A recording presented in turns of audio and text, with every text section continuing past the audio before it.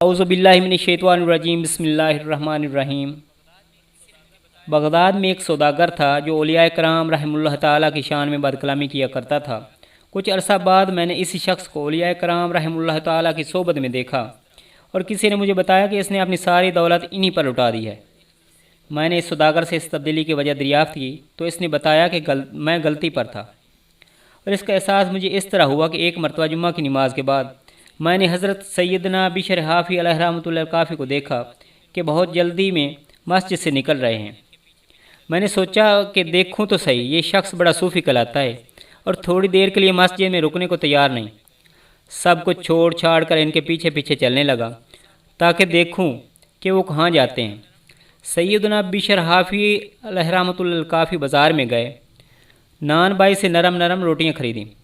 میں نے سوچا صوفی صاحب کو دیکھیے اپنے لیے نرم نرم روٹیاں لے رہے ہیں۔ اس کے بعد آپ نے کباب والے سے 1 درہم کے کباب خریدے۔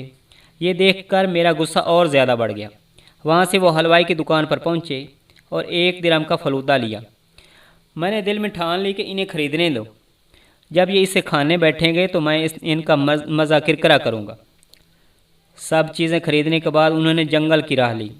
میں نے سوچا انہیں بیٹھ کر کھانے کے لیے شاید سبزہ زار اور پانی کی تلاش ہو، چنانچہ میں ان کے پیچھے لگا رہا، حتیٰ کہ عصر کے وقت آپ ایک گاؤں کی مسجد میں پہنچے جہاں ایک بیمار آدمی موجود تھا۔ آپ اس کے سرانے بیٹھ کر اسے کھانا کھلانے لگے۔ میں تھوڑی دیر کے لیے وہاں سے چلا گیا اور گاؤں کی سیر کو نکل گیا۔ جب میں واپس لوٹا تو سیدنا بشر حافی علیہ رحمۃ اللہ الکافی وہاں نہیں تھے۔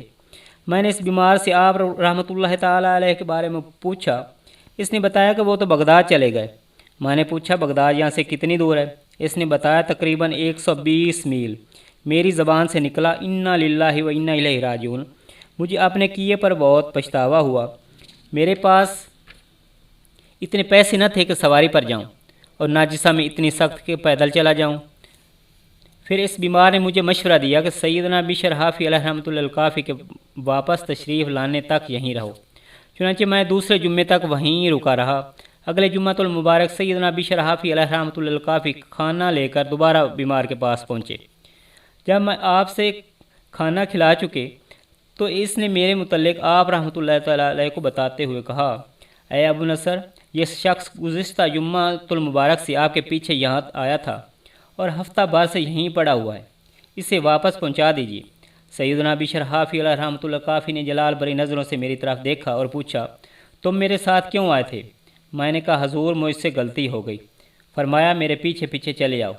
میں ان کے پیچھے پیچھے چلتا رہا حتیٰ کہ مغرب کے وقت میں شہر کے قریب پہنچا۔ انہوں نے میرے محلے کے بارے میں پوچھا اور میرے بتانے کے بعد فرمانے لگے، جاؤ اور دوبارہ ایسا نہ کرنا۔ میں نے اسی وقت سے اولیاء کرام رحمۃ اللہ تعالیٰ علیہ اجمعین کے بارے میں بدگمانی سے توبہ کی اور ان کی صحبت بابرکت اختیار کر لی، اور انشاءاللہ عز و جل میں اسی پر قائم رہوں گا۔ صلو علی الحبیب صلی اللہ تعالی علی محمد۔